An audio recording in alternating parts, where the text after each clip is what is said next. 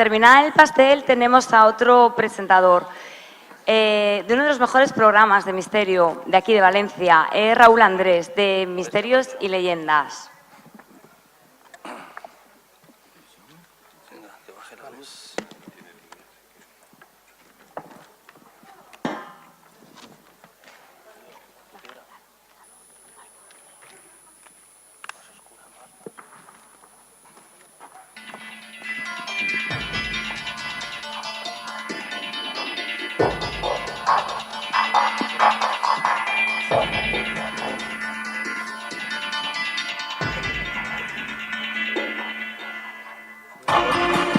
Bienvenidos a Informe Enigma.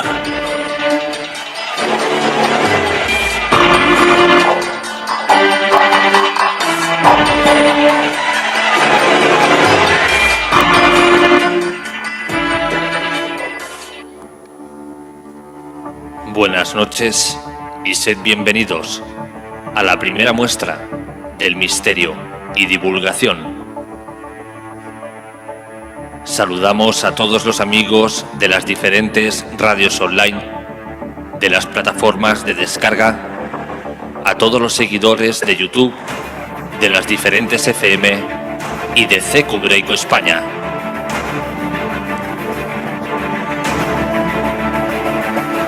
Y saludamos también a todo el público de hoy en el Espai Rambleta de la ciudad de Valencia.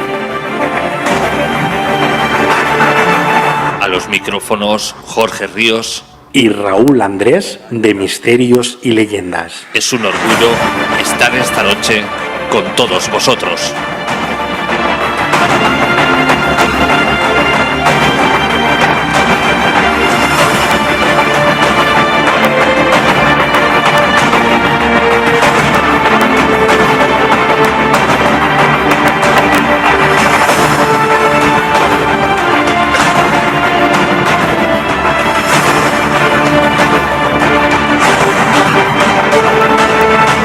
Y si todos estamos listos, arrancamos los motores de Informe Enigma.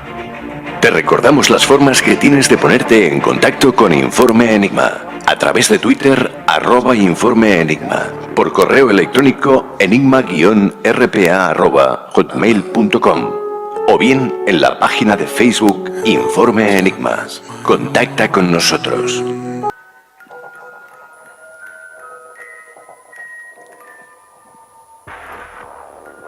Cuando hablamos de misterio, a todos lo primero que se nos pasa por la cabeza son fantasmas, casas encantadas, ovnis o extraterrestres.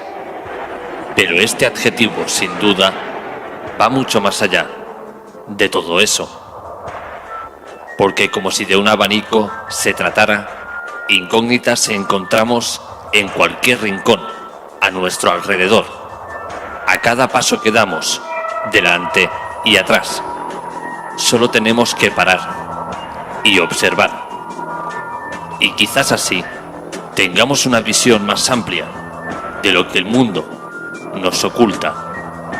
Porque sobre todo, el misterio equivale a todo aquello que no tiene una respuesta, o no, por lo menos ahora. Y eso engloba también la temática que vamos a tratar esta noche: conspiraciones. Porque éstas esconden todo aquello que tememos, todo aquello que creemos y que desconocemos, todo aquello que sabemos, pero que no vemos. En definitiva, el misterio. El misterio, ese gran desconocido que a todos nos atrae en cierta forma.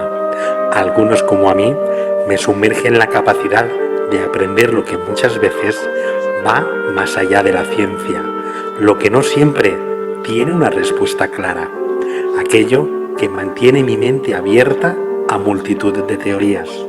Nosotros, los amantes del misterio, los que tenemos la mirada puesta al más allá, pensamos que es una forma perfecta de intentar comprender los enigmas que se escapan de la lógica. Esta noche nos reunimos aquí para intentar dar luz de forma fácil, para que todos comprendamos un poco más la esencia del verdadero misterio. En cuanto a conspiraciones, analizarlas es la antesala para descubrir la verdad. Unos pocos valientes se atreven a desvelarnos los secretos que otros se empeñan en ocultar. Y en esta velada, varios amigos serán los encargados en descifrarnos el núcleo más conspiranoico.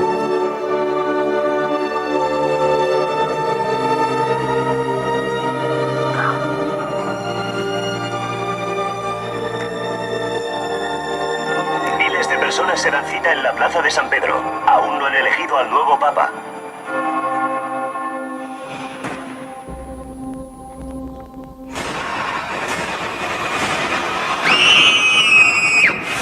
Nos ataca un viejo enemigo. Encuentren al profesor Landon. Destapó uno de los mayores encubrimientos de la humanidad. Da Vinci. Pero qué aterrador descubrimiento hará que el Vaticano recurra a él. Los Illuminati. Los Illuminati eran una sociedad secreta volcada en la verdad científica. La Iglesia Católica ordenó una brutal masacre a fin de silenciarles para siempre. Han regresado para vengarse. Hay un camino oculto que atraviesa Roma. Necesito acceder a los archivos del Vaticano. El acceso solo se permite por decreto escrito del Santo Padre. ¿Vosotros me habéis llamado? Es la primera señal. ¿Qué tipo de señal? Tierra, aire, fuego, agua. Y la quinta señal. Que el Señor perdone tus pecados. Padre, si el Señor tiene algún problema, no será por lo que hemos hecho, sino por lo que vamos a hacer. Nuestra iglesia está en guerra. ¡Eh! Esta es la primera marca. Utilizan el camino. Estás hablando del momento de la creación. Abra las puertas y cuéntele al mundo la verdad.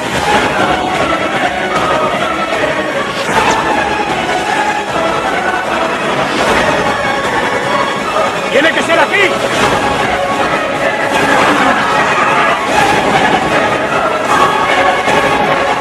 Aquí está. Esta es la verdad.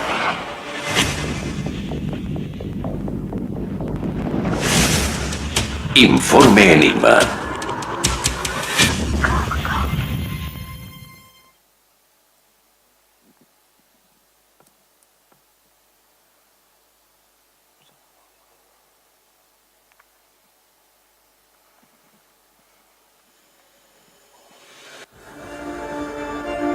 Buenas noches a todos y ante todo dar las gracias por la presentación y decir que tenían toda la razón cuando decían que esta noche tenía como acompañante, en este caso, a uno de los conductores de uno de los mejores programas de temática de misterio en Valencia, Misterios y Leyendas con Raúl Andrés. Buenas noches, Raúl. Hola Jorge, buenas noches. ¿Cómo te encuentras? Bueno, pues encantado de poder estar aquí contigo haciendo Informe Enigma, ¿no? Desde aquí, la ciudad de Valencia, y con estos invitados, bueno, yo creo que de lujo, ¿verdad? Precisamente eso, porque no solo tenemos a Raúl esta noche, sino que también tenemos invitados de primer nivel, realmente maestros en el mundo del misterio, y queremos abrir el programa con un asiduo ya en Informe Enigma, como es José Luis Jiménez. Buenas noches, José Luis. Hola Jorge, buenas noches a todos nuestros amigos oyentes que hoy nos acompañan y que bueno, van a tener la posibilidad de ver en directo cómo se suele hacer un programa de radio como es Enigma 03.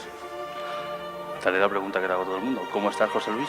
Bueno, yo estoy muy bien, yo estoy fabulosamente bien, como se me puede notar, contento y alegre de estar aquí. Ha sido una jornada muy exitosa, la verdad, con unos compañeros fantásticos, no solamente los que tenemos aquí en la mesa, grandes profesionales, sino también todos los que han pasado durante el día. Y bueno, recordar como este primer congreso del misterio como algo importante que esperemos que se repita.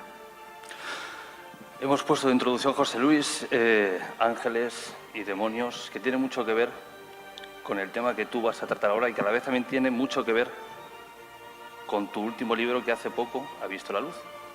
Sí, efectivamente. Se trataría del libro que formaría una trilogía con los dos primeros que publiqué, El legado de María Magdalena luego el triunfo de María Magdalena y ahora este tercero que cierra la trilogía y que su título es La revelación del Grial viviente, en el que, bueno, esta mañana hemos tenido la ocasión de hacer un pequeño avance. Digo un pequeño avance porque, desgraciadamente, no estaba previsto en las ponencias. Ha sido, bueno, pues algo que a veces ocurre, que uno no se espera, pero que ha dado la posibilidad de que ya nuestros amigos hayan podido conocer un poco de este libro, con lo cual, pues también es una ventaja para que ahora en este momento no sea necesario abordar todo el tema que ya habíamos comentado, sino a partir de donde lo hayamos dejado, pues tratar quizás esos temas que están comprendidos más dentro del enigma o del misterio que existe, por ejemplo, pues en esta orden de monjes guerreros como fueron los caballeros templarios, de los que se trata en el libro en profundidad, no solo de ellos, sino que estamos hablando del Grial, de lo que representa el Santo Grial, de otros personajes que aparecen en la historia cristiana, como son los cátaros, aparte de los caballeros templarios. Incluso después, posteriormente, veremos que estos caballeros templarios, una parte de ellos, van a trasladarse cuando son perseguidos por el rey francés, la corona de Francia, incluso por la Iglesia Católica, y tienen que huir y refugiarse.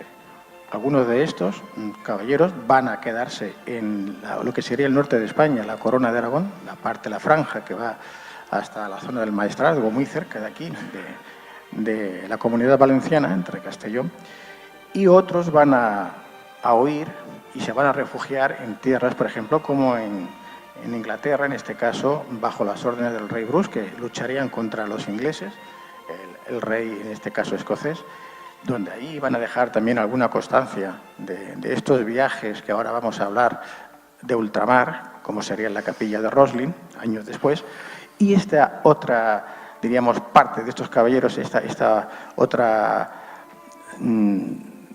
partida, por decirlo así, hacia el Nuevo Mundo, un Nuevo Mundo que nosotros conocemos como América, pero que los caballeros templarios ya tenían conocimiento varios años atrás. De hecho, como ahora veremos, no sé si me permiten aquí ir adelantando para ir mostrando a nuestros amigos, no sé si esto puede funcionar, cambia o no. Me gustaría que me dijeran cómo hago para pasar, porque esto no cambia. Bueno, mientras me miran de cambiar la imagen de la presentación para mostrar las fotografías, os diré que una parte de estos caballeros templarios van a huir desde el puerto francés de La Rochelle, que está en el Atlántico, hacia América.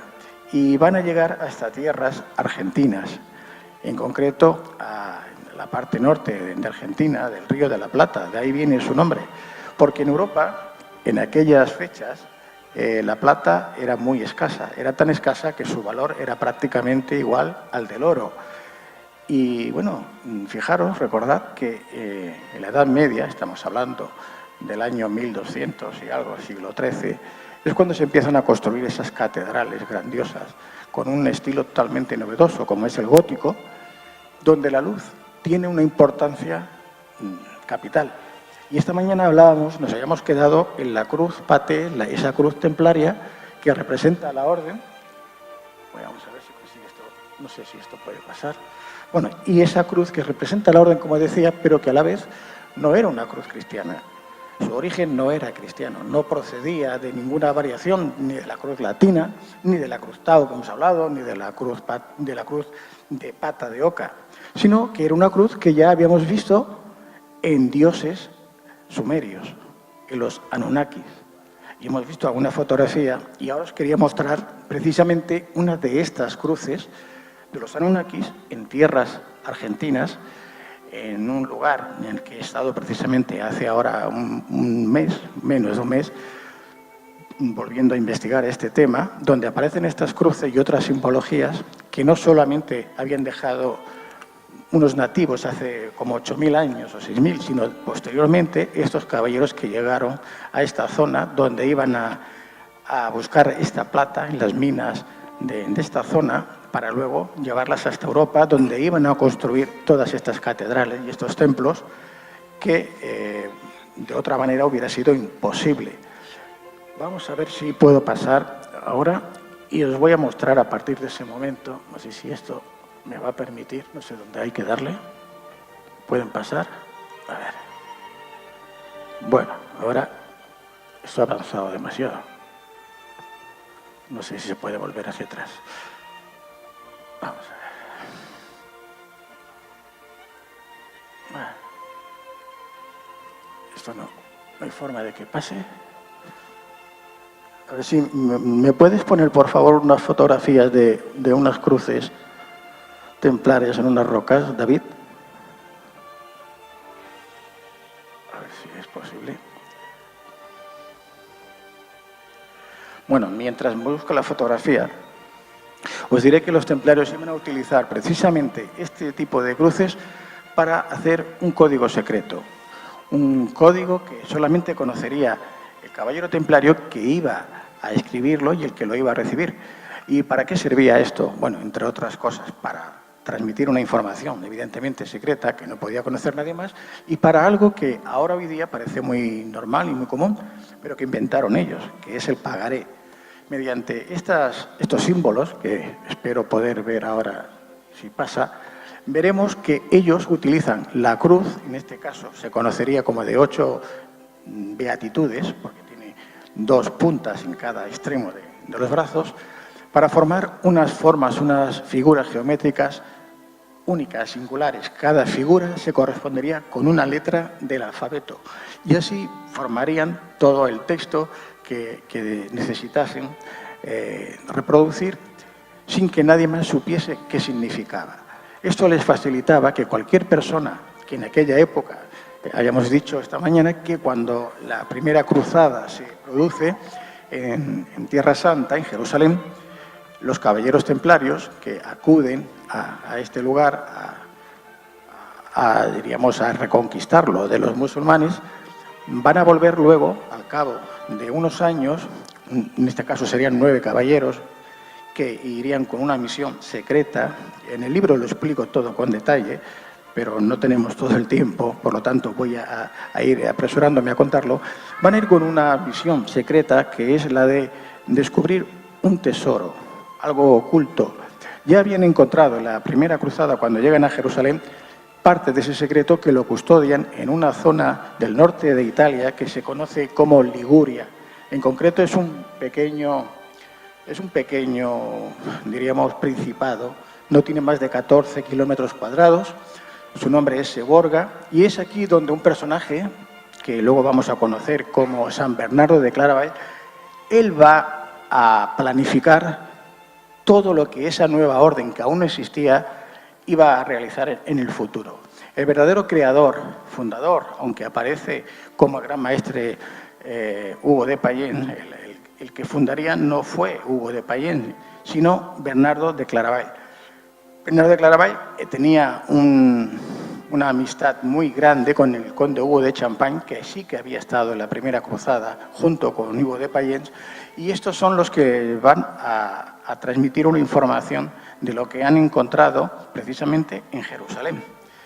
Es a partir de ese momento que, cuando ya antes de iniciarse la segunda cruzada, planean volver a desplazarse, en este caso 8 caballeros, que son los que van a formar junto con el monje que enviará a Bernardo de Claraval, la futura orden de los caballeros, o los pobres compañeros de Cristo, que luego vamos a conocer como los caballeros templarios. Caballeros templarios porque se van a ubicar en una zona de Jerusalén que el rey Balduino II, quien les acoge, les va a ceder, que serían las caballerizas de lo que fue el templo de Salomón. De ahí viene luego el nombre de caballeros templarios, por el templo de Salomón. Pues bien, aquí van a estar 9 años excavando, buscando ese otro tesoro, que me gustaría que esto funcionara, la verdad, porque no consigo pasar. No sé si me puedes poner las fotografías directamente, David. Esto no funciona. A ver. Bueno, no sé si va a haber forma de... A ver ahora. ¿Dónde hay que darle aquí? Es que... Entonces, claro, ya sí me estoy volviendo loco con esto. Pues ponme fotografías, a ver. Bueno, pues ponme las fotografías hay unas cruces que se ven La cruz es de 8 puntas y se ven las letras del alfabeto. Ponedme esas fotos, por favor. Bien, no funcionaba el mando. Y yo, aunque a veces tengo poderes extrasensoriales, ahora no me funcionaban. Así que, bueno, voy a seguir contando. En realidad, ellos conocían de qué se trataba ese secreto, y durante esos 9 años van a estar excavando, no en las caballerizas, como se ha dicho generalmente, sino cerca de allá, en unas cuevas que ya en la antigüedad, en Jerusalén, cuando estaban construyendo el templo, se obtenía este mármol, esta piedra blanca con la que fue construido, y se conocen con el nombre de Cueva de Sedecías. Estas cuevas tienen kilómetros y kilómetros de galerías, la mayoría, no todas, se conocían, inexploradas, y es lo que los judíos utilizaban para ocultar pues el Arca de la Alianza, la menorá, o en cualquier caso aquellas reliquias que querían ellos proteger o ocultar de los invasores. Jerusalén había sido invadido en varias ocasiones, y los caballeros templarios que fueron allá sabían que en estas galerías se encontraban.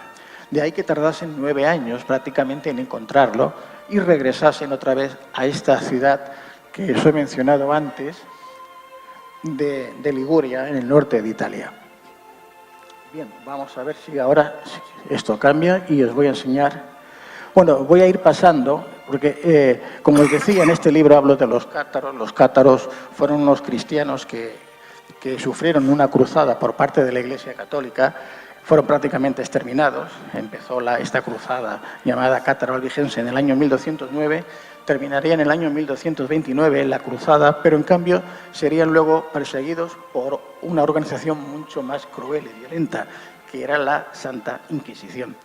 La Santa Inquisición iba a hacer estragos, iba a matar a más gente que los que murieron en la propia guerra. Y aquí, por ejemplo, vamos a ver ahora, todo esto son fotografías de los lugares donde estuvieron estos cátaros. Este se correspondería con el castillo del vizconde de Ruller-Trencabel en Carcassona, como vemos aquí, que sería uno de los mayores protectores de los cátaros. Los cátaros conocían este secreto que los caballeros templarios también iban a proteger después. Incluso los caballeros templarios nunca llegaron a pelear, a luchar contra los cátaros, a pesar que dependían directamente del Papa de Roma y que la cruzada había sido ordenada por el Papa Inocencio III. Los caballeros templarios llegaron a defender a los cátaros con la espada y a enfrentarse a los cruzados, como ocurrió con el rey de la Corona de Aragón, en este caso Pedro primero de Cataluña y segundo de Aragón, que se llegó a enfrentar a Simón de Montfort, el jefe de la cruzada católica, en lo que sería la batalla, diríamos, más decisiva en aquella época de Europa, la batalla de Muret. Allí la Corona de Aragón perdió prácticamente todo lo que ahora es el sur de Francia, que entonces pertenecía a la Corona de Aragón. Y bien, aquí tenemos el castillo, por ejemplo, de Montsegur, que también hay una leyenda al respecto, que es un poco larga de explicar, pero que en el libro sí que la cuento y la detallo, porque no es lo que se suele decir. Sí es cierto que aquí habían como unos 400, 500 perfectos cátaros que se negaron el día 16 de marzo de 1244, cuando ya tuvieron que abandonar lo que se rindieron. No quisieron adjurar de su fe, en este caso cátara, y fueron quemados vivos en la hoguera, en un lugar que se conoce como el Pla dels Cremats. Aquí la leyenda nos habla de que esa noche anterior habían huido 4 perfectos cátaros con el tesoro cátaro. Bueno, yo simplemente os comento que este monte arriba, lo que veis, es el castillo de Montsegur. Hay como 800 metros de caída, prácticamente libre. Un 15 de marzo del año 1244, que era invierno, con una noche totalmente cerrada, con nieve, con hielo, 4 personas, aunque fuesen escaladores, que no lo eran, descolgarse por esta pared es imposible. Y si encima dicen que escaparon con el tesoro de los cátaros y hablan de joyas, de oro, aún más, porque los cátaros no acumulaban tesoros. Los cátaros, precisamente, no acumulaban ningún tipo de bienes, ni siquiera para vestirse. Los prefectos iban descalzos, llevaban una especie de túnica con un cordón nada más, trabajaban, ayudaban y no acumulaban ningún tipo de tesoro. Eso fue, diríamos que, bueno, una de tantas mentiras que se inventaría la Iglesia Católica para justificar el que los cátaros ocultaban esos tesoros y que no eran tan buenos como decían. Pero bueno, no fue así. Siguiendo con lo que os decía, esta sería una estela que conmemora precisamente ese día fatídico del 16 de marzo del 244, cuando 225 cátaros se niegan a jurar de su fe y son quemados vivos en este lugar. Bueno, el último castillo o el último bastión cátaro no sería el de Montsegur, como muchos creen, sino sería el de Quéribus, que es la imagen que tenemos aquí. 11 años después, en 1255, es cuando se rinden, ni siquiera presentan batalla, y estos cátaros van a huir de Francia por un camino que se va a conocer como el Camí dels Bons Homes, que es este que tenemos aquí a la derecha. Ese camino va desde Montsegur, pasando por los Pirineos, hasta un pueblecito del norte de Barcelona que se llama Santa María de Queralt. Pues bien, este camino es el que van a seguir los caballeros templarios cuando en el año 1307 van a ser arrestados por el rey Felipe IV el Hermoso de Francia, acusándolos de herejía y de idolatría, porque era de la única manera que podía atacar a la Orden del Temple, ya que dependían directamente del Papa. En aquel entonces era el Papa Clemente V, que además estaba enfermo, tenía una especie de cáncer de píloro, y el hombre pues no estaba muy fino, pero aparte de eso era una especie de títere, de marioneta en manos del rey francés, ya que había accedido al trono de San Pedro precisamente gracias a las maniobras del rey francés. Este papa había sido el arzobispo de Burdeos, se llamaba Bertrand de Got, y siempre estaba en deuda con el rey. Por lo tanto, era una marioneta en manos de este rey.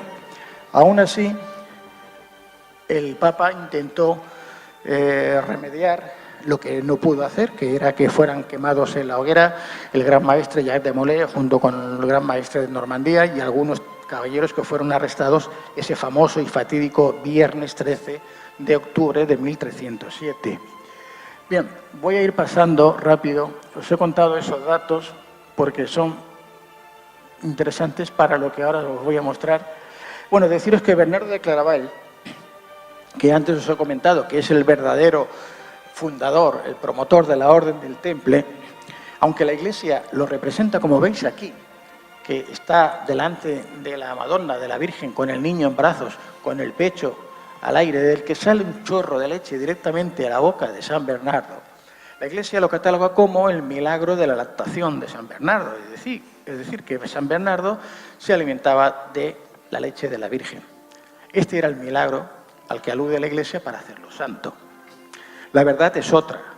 Esta representación la vamos a encontrar en casi todos los templos y catedrales donde el temple tenía algo que ver o donde había construido el Cister, que era la orden a la que pertenecería San Bernardo y que estaba muy relacionada con el Cister. Lo que nos está mostrando no es ni más ni menos que un hecho, vamos a decir, esotérico, que es la transmisión del conocimiento, la transmisión de la diosa madre, de la diosa creadora de vida, al ser humano, al hombre. Y esto es lo que realmente representa este cuadro, que lo vamos a encontrar en infinidad, como digo, de templos y de catedrales, donde los templarios tenían alguna referencia. Y aquí tenemos esta imagen, que vemos que lo que está haciendo la Iglesia Católica precisamente es copiar lo que ya existía, lo que ya conocían los templarios en Egipto.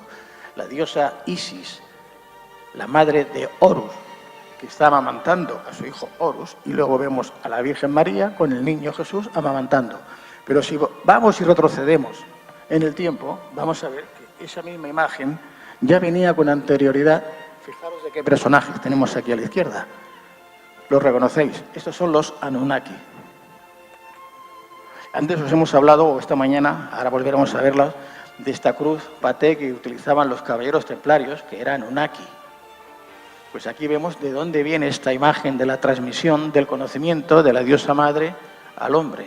Desde los Anunnakis, diosa Isis, que por cierto es la Virgen Negra, que luego vamos a encontrar en infinidad de iglesias y de templos, en Barcelona, en este caso en Montserrat, la Moreneta, o incluso en infinidad de lugares de España, vamos a ver que la Virgen Negra tiene una importancia muy relevante en este sentido, como la diosa creadora de vida, que es ni más ni menos que la diosa Isis, que luego la vamos a ver transformada en la Iglesia Católica como la Virgen María y el Niño Jesús. Bien, cuando llegan a Jerusalén, os he dicho antes que se presentan 9 caballeros al rey Balduino II y el que sería luego el gran maestre de la orden va a ser Hugo de Payens o de Payens, y van a utilizar esta cruz, la cruz que conocemos como paté. El símbolo que les va a representar inicialmente son 2 caballeros sobre una sola montura. Aquí se suele hablar de que si es que como eran tan pobres y no tenían más que para un caballo, bueno, todo eso no es cierto. La representación siempre y todo el simbolismo que vamos a encontrar en la Orden de los Caballeros Templarios siempre va a ser esotérica. Y en este caso lo que está hablando es de la dualidad,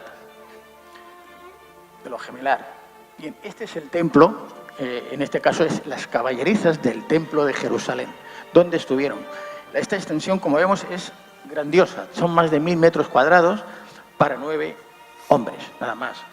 Evidentemente no tiene sentido facilitarles todas estas estancias, sino es que había un propósito oculto detrás de todo esto, como veremos más adelante. Estas serían las cuevas que os comentaba antes de Sedecías, donde en su interior, que existen infinidad de galerías, posiblemente se encontraba oculto ese secreto que encontraron, o ese tesoro que encontraron los caballeros templarios, entre otros que veremos que también eran tesoros para ellos. Y el lugar que os comentaba, donde Bernardo de Claraval tenía oculto este tesoro y dejó a 2 monjes guardándolos hasta su regreso, era esta zona del norte de Italia, que veis marcada en el mapa con el nombre de Seborga. Un pueblecito, bueno, es un principado, como os he dicho, de unos 14 kilómetros cuadrados, que incluso hasta hoy día ellos se sienten independientes de Italia, porque cuando se hizo el reparto de los reyes de Saboya y toda la repartición de Italia, se olvidaron de este principado, ¿no? Y emitieron su propia moneda, aunque ahora están bajo el euro y tal, pero son 300 personas y es curioso porque está su rey, el ministro de Cultura, el ministro de Transportes, o sea, sus ministros y tal, pero claro, el ministro es el lechero, el otro es el carpintero, en fin, es curioso, pero se sigue hoy día aún manteniendo esta tradición. Bueno, aquí tenemos los nombres de los primeros hombres, de los primeros caballeros que van a mandar, que Bernardo de Claraval va a mandar a Jerusalén. Esto aparece en este documento, como podréis ver en el libro, y curiosamente van a coincidir con la mayoría de los 9 caballeros originarios fundadores de la Orden del Temple, que aparecen con el rey Balduino. Otra prueba más que nos confirma que efectivamente Bernardo de Claraval era el verdadero promotor y creador o fundador de la Orden del Temple. Y volvemos con la cruz paté. Ya hemos hablado antes de la cruz paté, volveremos a hablar. La cruz, otra de las cruces que utilizan la Orden del Temple sería la cruz Tau, que es esta que vemos aquí, que se representa con esta T, que es la letra T griega, y que tiene varios significados, pero siempre son esotéricos. Vuelvo a repetir. Un ejemplo es cuando a esta cruz Tau le damos la vuelta sobre sí misma, ¿veis? El rojo, el blanco, es como el yin y el yang, como lo que es arriba es abajo. La dualidad tiene un significado siempre esotérico. La van a utilizar en monasterios y en lugares donde veremos que hay representaciones, que quizás si os digo, veremos algunas de ellas, que aparecen junto a pentáculos y pentáculos en posición invertida, pues la mayoría de la gente que no conozca el tema pensará que estamos hablando de satanismo y no tiene nada que ver. Son, vamos a decir, dependiendo de la posición de este pentáculo, si es con el vértice hacia arriba o es hacia abajo, tiene una representación y un significado distinto. En uno sería de que el hombre está por encima de la naturaleza y en el otro caso contrario indicaría al revés, que es la naturaleza la que está por encima del hombre. Bien, repito, intento resumir porque si no, no podremos hablar de todo, pero en el libro, los que lo tengáis o lo queráis conseguir, sí que tendréis toda la información. Y vamos a lo que quería mostraros. Ya estamos en la cruz de 8 beatitudes. ¿Veis que tienen estas puntas? En cada brazo son 8 en total. Por eso se llama de 8 beatitudes. Pues bien, si cogemos esta cruz y la partimos de esta forma, como estáis viendo en el dibujo, cada parte, diríamos que cada dibujo, cada forma geométrica, se corresponde con una letra del abecedario. En este caso he puesto el abecedario español para que se entienda bien. Y aquí tenemos todas las letras del abecedario. ¿Qué ocurre? Pues que simplemente poniendo la forma que tiene esa parte de la cruz, podemos componer un texto. Y como os decía antes, en un documento en el que se haga constar que fulano de tal ha dejado en la encomienda, por ejemplo, de Valencia, pues tantos denarios de oro, etcétera, etcétera, que son de su propiedad, para desplazarse, por ejemplo, a Tierra Santa, no necesitaba llevar todo ese dinero consigo, sino que con ese documento, en cualquier encomienda templaria que llegase, presentándolo, el que lo recibe va a comprobar que el código secreto es el correcto, le va a indicar todas las pautas y el dinero que puede disponer ese viajero, y le va a poder pagar ese dinero cobrándose, por supuesto, una comisión que además era la más elevada de entonces. Era la única orden que se le permitía cobrar un 10% de ese importe. Esa sería una de las fuentes, diríamos, principales de financiación antes de llegar a América y de traer la plata que ahora veremos. Este código secreto se va a utilizar para transmitir mucha más información, no solo para esto. E incluso existía ya un código anterior, muy antiguo, que es, aquí vemos un ejemplo. Esto es un código ATBAS. ATBAS es el nombre que tiene este código que se utilizaba, era milenario, entre los militares cuando tenían que dar órdenes. ¿Y cómo funcionaba? Pues aquí tenemos el alfabeto hebreo, que son 22 letras. Las 11 primeras las tenemos en la parte de arriba, las 11 siguientes en la parte de abajo. ¿Cómo se utilizaba? Pues se cambiaba la primera letra por la última, la segunda por la penúltima, la tercera así, sucesivamente. Y se enviaba el mensaje de esta forma cifrada. ¿Qué ocurre? Pues que aquí tenemos, ahora en esta imagen veis que pone arriba Sofía, y luego en el alfabeto hebreo, que se escribe al revés, de derecha a izquierda, Sofía con los caracteres hebreos. Abajo tenemos la palabra Baphomet y a la derecha, escrito en caracteres hebreos, de derecha a izquierda, Baphomet. ¿Os habéis dado cuenta lo que pone aquí? ¿Habéis oído hablar, supongo que sí, de ese personaje que dicen que es un diablo con 3 cabezas, que si es un macho cabrío? En definitiva, nadie sabía lo que era el Baphomet, pero todos lo interpretaban como algo maligno, como una especie de dios o de ídolo al que idolatraban los caballeros templarios. Que esa era una de las principales acusaciones precisamente de la Inquisición, por el cual serían quemados vivos. Pues Baphomet no es ni más ni menos que lo que estáis viendo, Sofía, que es la sabiduría. Y cuando os leí esta mañana el Evangelio apócrifo de Felipe y os decía que Sofía era la madre de los ángeles, que la sabiduría de María Magdalena, estamos hablando de María Magdalena. Y los caballeros templarios veneraban a María Magdalena porque para ellos era su señora, Notre Dame. Y en todos los templos, en todas las iglesias y en todas las catedrales que fueron construidas por la Orden del Temple o del Cister, siempre había un lugar preferente para el personaje de María Magdalena, que era, no obstante, la esposa, la koinonos de Jesús. Y ahora entendemos por qué decían que adoraban al Baphomet, a María Magdalena. Este es el Baphomet. Bueno, seguimos. La cruz que ya os he comentado esta mañana, que nos quedamos aquí, la cruz paté, que como vemos está en el pecho de un rey asirio en este caso. Este hombre, por lo menos este rey, era Shamashi Adad V, que vivió 824 años antes de Cristo, pero está representándose exactamente igual como se representaban a los dioses Anunnakis, a Enki y al Nil, al dios Anu. En otras imágenes, que en el libro veréis también, se les ve incluso con el resto de objetos que se les suelen representar. Y esta cruz no tiene nada que ver con el cristianismo. Es una representación, como os he dicho antes, y ahora os vuelvo a presentar, ni más ni menos que de lo que es un fotón de luz. Un fotón de luz que hasta ahora no se podía conocer cómo era, porque no disponíamos de un acelerador de partículas como el que tenemos ahora en Suiza, en Ginebra. Es ahora que podemos hacer este holograma, que conocemos este holograma, esta fotografía del fotón, y sabemos que tiene esta forma, el fotón, la de una cruz Paté, la de una cruz templaria, la de una cruz Anunnaki. Y bueno, ahora vamos a ver que esta cruz no solamente la conocían los Anunnakis, bueno, esto es lo que os he comentado antes de la disolución de la orden del Temple en el año 1307, ¿no? Porque el rey francés quería apoderarse de la orden, le debía mucho dinero, no podía pagar y decide utilizar una estratagema acusándolos de herejía y al final acaban apresados y bueno, bajo tortura en la Inquisición.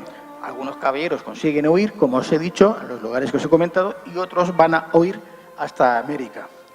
Salen del puerto de La Rochelle.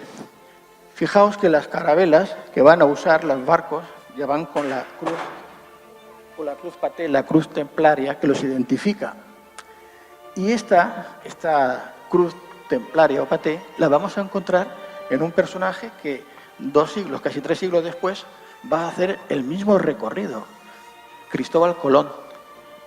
Cristóbal Colón va a América sabiendo dónde iba, porque ya tenía todos los datos. Es más, cuando él sale el 3 de agosto de 1492 del puerto de Palos, de noche, aún sin amanecer, lo hace porque en sus velas llevan la cruz templaria.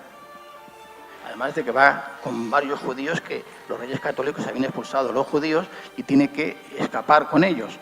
¿Y por qué lleva la cruz templaria? Si el Papa Clemente V, cuando disuelve la orden en la bula Vox in Excelsior, dice textualmente, o más o menos, que cualquiera que vista como un templario, que utilice cualquier signo templario, que se haga llamar templario, que actúe como un templario, será excomulgado ad infinitum, para siempre.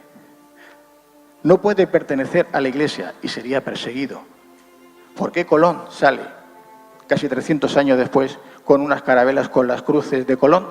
Del Temple. Pues porque cuando va a llegar a las costas de América, si no les hace saber a los templarios que hay allá que él es de los suyos, pues lo van a hundir a cañonazos. Así que tiene que poner las cruces templarias en las velas, en las carabelas, en la Pinta, en la Miña, en la Santa María, para que vean que él también es templario. De hecho, él fue gracias con algunos de los marineros templarios que habían llegado hasta la isla de Madeira, donde él estuvo, que se había casado con la hija del gobernador, un gobernador portugués, que es de donde él recibió toda esta información. Bueno, no me voy a extender más. En el libro vuelvo a repetir que tendréis todos estos datos detallados, pero lo que quiero mostraros ahora es esto. ¿Veis estos dibujos? Está grabado en la roca. Esto es un lugar que está en el norte de Argentina, en frontera con Bolivia. El pueblo más cercano es La Quiaca, y esto se conoce como la Laguna Colorada. Está a unos 3.400, casi 3.500 metros de altura sobre el nivel del mar. Yo he estado allá, tengo los grabados, fotografías, vídeos, tal. Cuesta incluso respirar, moverse, porque no estoy acostumbrado a vivir a esas alturas, ¿no? Pero los caballeros templarios que estuvieron allá sí que dejaron sus huellas. Y aquí dejaron, veis, los caballos con el gorro típico de los caballeros templarios, con el bastión, que es este banderín que llevaban, para identificarse. Por ejemplo, aquí vemos la cruz. ¿Qué hace una cruz templaria en Argentina con una antigüedad de más de 600 años? Si Colón no llegó hasta 1492. Bueno, pues aquí, junto con estas cruces, veis que hay otras señas y hay otras simbologías, como son todas estas. Son signos de un lenguaje muy arcaico anterior, en el que hace como os he dicho, casi un mes que estuve, volví a investigar el tema, y hay información que es mucho más anterior a 8.000 años atrás. Los nativos, los indígenas del lugar, hasta donde he llegado que recuerdan algo, son los Aymara, y estos no llegan a más de 3.000 años o así o menos. No se sabe ni quién estuvo aquí, pero toda la información, todos los petroglifos que hay, estos petroglifos nos están explicando las constelaciones que existen, las 12 constelaciones, las identifica cada una con una, digamos a decir, un símbolo concreto. Conocían y desarrollaban el espacio y el tiempo. Y en todas partes nos aparece la cruz paté, la cruz templaria. Bueno, un enigma que espero llegar, diríamos, más profundo y resolver algo más, pero que de entrada ya nos está indicando, por lo demás que hemos visto, que los caballeros templarios efectivamente ya habían estado allá. Bueno, aquí esta mañana os hablaba de este lugar, del monasterio cisterciense de Santes Creus, en Tarragona, donde descubrí ese retablo que aparece María Magdalena embarazada de Jesús. Esto sería lo que explicaría por qué los caballeros templarios, cuando la orden es disuelta y huyen, los que se refugian en la Corona de Aragón, en España, van a hacerlo en otra orden que se funda expresamente para acogerlos, que es la Orden de Montesa, y que tiene precisamente su monasterio aquí, en Santes Creus. Aquí es donde van a dejar constancia de toda esa información, de todo ese secreto que han ido transmitiendo de boca a oído. Y que de la única forma en que lo van a dejar plasmado en ese retablo es porque en esas fechas el último abad vitalicio que fallece, que era Jean Carnicet, el rey ya no permite que sean elegidos por los propios monjes de forma democrática como se venía haciendo hasta entonces, sino que es el rey el que designa a una especie de virrey. Y los monjes, y en este caso los hermanos legos o los hermanos descendientes de los templarios que estaban allá, dejan constancia de toda esta información como si fuese un cómic, en ese retablo en el que vemos toda una serie de iconografías donde aparecen Jesús y María Magdalena con su relación marital, con su embarazo, con sus hijos, etc. Y bueno, ahora ya de pasada, decir que, bueno, hablar en este libro de todo esto y no mencionar a Rennes-le-Château como que parece que la gente le extraña. Yo hablo de Rennes-le-Château, explico todo lo que ocurrió cuando llegó este cura François Berenguer-Saunier en el año 1891 y cómo descubre, bueno, cómo se supone que descubre dentro de una pila merovingia 4 o 5 tubos de madera en el que hay otros tantos pergaminos. Este cura, estos documentos que veis aquí sería lo que se supone que encontró. Bien, este cura era muy pobre, no llegaba ni a final de mes, tenía que salir al río a pescar y a cazar para acabar de alimentarse. La iglesia estaba en ruinas, el techo hundido y no tenía dinero ni para vivir en la iglesia ni para comer, así que se tuvo que arreglar para estar en casa de una vecina, de la madre de Marie de Darnaud, que luego va a ser su ama de llaves y algo más. Pues bien, aquí en la iglesia, cuando el cura, haciendo estas obras de reparación, se supone que descubre estos pergaminos, se pone en contacto con el obispo de Carcassonne y se va a ver a otro especialista en París, y a partir de ese momento, cuando regresa, es inmensamente rico. Nadie sabe de dónde ha sacado ese dinero. Unos dicen que había encontrado un tesoro en la cripta de la iglesia, otros que si le habían pagado el Vaticano, la iglesia, para que guardase el secreto, otros dicen que si había sido la familia de Lorena de Hambourg, porque eran los descendientes que podían reclamar de alguna forma esos títulos. En fin, no se ponen muy de acuerdo, bueno, antes de cortar, pero yo lo que sí que quiero dejar claro, que la Iglesia, a pesar de que siempre se habla de que es muy enigmática y misteriosa, no va mucho más allá de cuatro cosas estrafalarias de este cura, ¿no? ¿Qué quiere decir él? ¿Que Jesús y María Magdalena eran esposos y estaban casados y tuvieron descendencia? Sí, ya lo sabemos. Tenemos documentos, tenemos los evangelios apócrifos, que hasta 1945 no se descubren en Egipto, en Nag Hammadi, pero este cura no lo sabía, porque él, cuando vivió y estuvo aquí, era en el año 1891-96, no se habían descubierto los manuscritos. El retablo de Santes Creus, que es anterior, se confeccionó en el año, se acabó en 1603, es 352 años al descubrimiento de los manuscritos apócrifos de Nag Hammadi, el Mar Muerto, del año 1945, 352 años antes Entonces, claro, dices, ¿cómo lo sabían los templarios? Porque la tradición de boca a oído se había ido transmitiendo progresivamente hasta llegar en esa fecha en que se lleva a cabo la reproducción de ese retablo que va a dejar constancia de ese secreto. El cura recibe una información y tiene que encontrar unos documentos, que seguramente los encuentra. Y tal como yo pude investigar y hablar con el que sería el alcalde de Rennes-le-Château, y había sido un gran investigador también, se llamaba en este caso Luc Robin, que falleció desgraciadamente, este hombre, él me comentaba precisamente de que casi con toda seguridad lo que había encontrado eran unos documentos que le habían encargado encontrar, pero nada más, esos documentos que le servía a esa familia de Aupul, pero no para demostrar lo que se supone. Y si en todo caso demostrasen con esos documentos que habrían sido escritos seguramente por los caballeros templarios descendientes de Jesús y de María Magdalena, no dejarían de ser documentos que también podrían tener sus dudas.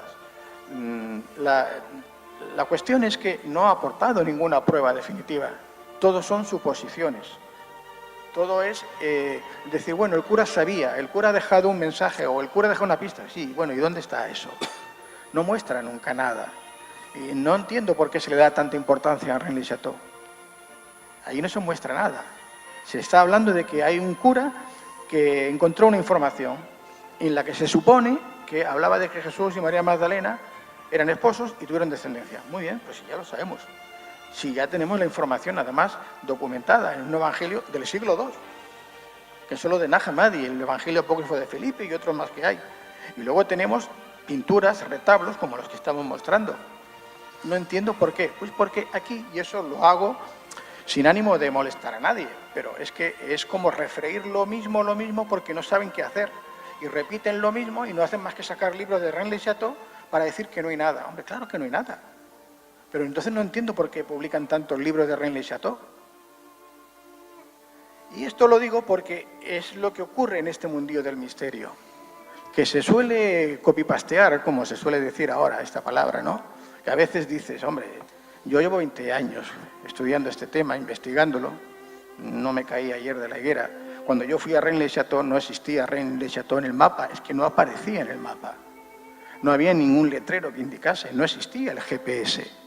Yo me tenía que perder por las montañas. Llegué allí nadie sabía nada, pude entrar al cementerio, pude estar de noche, me pude ocultar, pude ver incluso rituales que nos pueden parecer, no digo satánicos, pero muy extraños.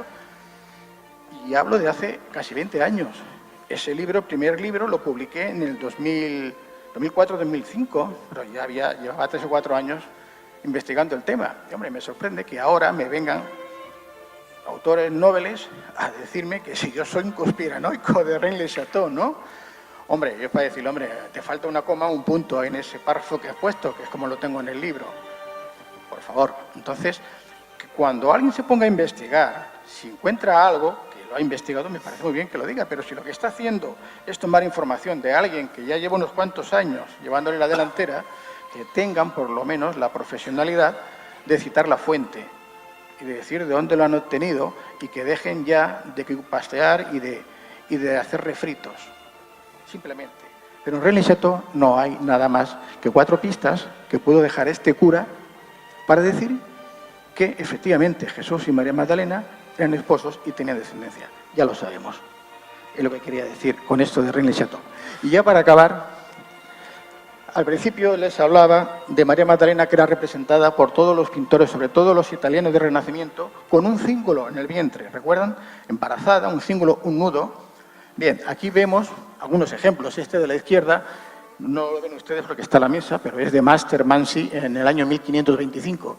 Si se fijan, está embarazada, se ve perfectamente. La pintan con el tarro de los óleos en una mano para que se sepa que es María Magdalena. Tiene ese cordón con ese nudo en el vientre y eso significa que María Magdalena, que es ella, está embarazada. En el de la derecha vemos otra vez a María Magdalena embarazada, otra vez con el tarro de los óleos con el que se le identifica, el objeto que se le identifica, que sepamos que es María Magdalena, con el cíngulo, con el nudo en el vientre y, como vemos también, nos está indicando lo mismo, que está embarazada. Este es de Carlo Crivelli, en 1435. He puesto un 4 nada más, hay cientos, miles.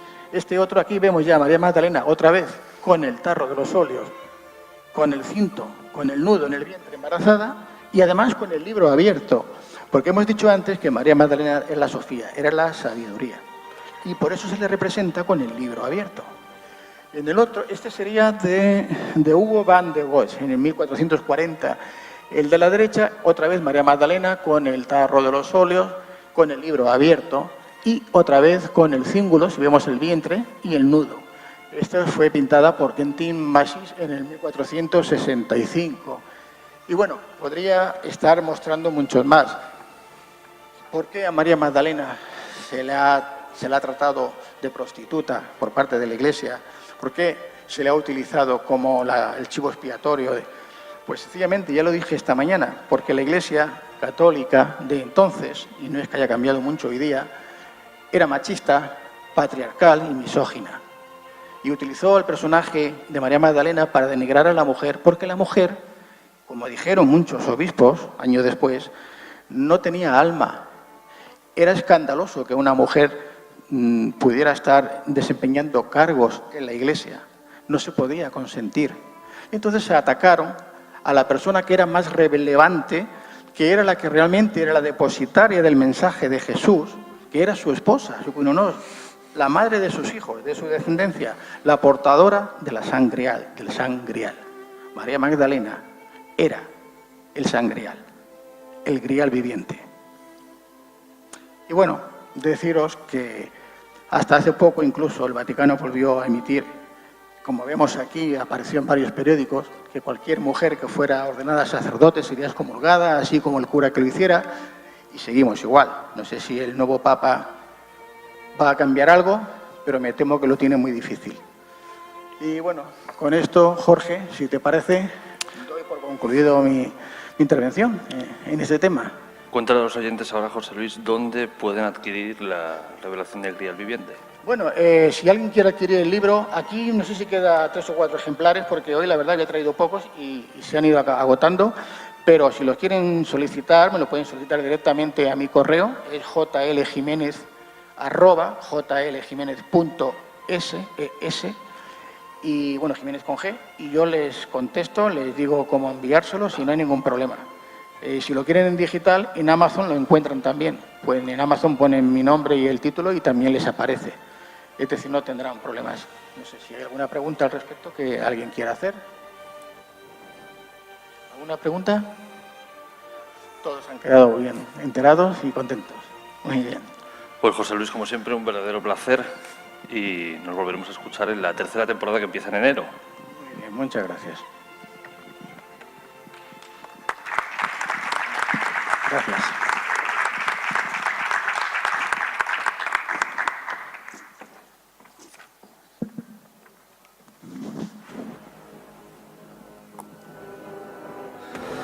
Y ahora sabemos realmente la hora que es y sobre todo os agradecemos que aún continuéis porque no es una hora fácil. Vamos a cerrar el programa con...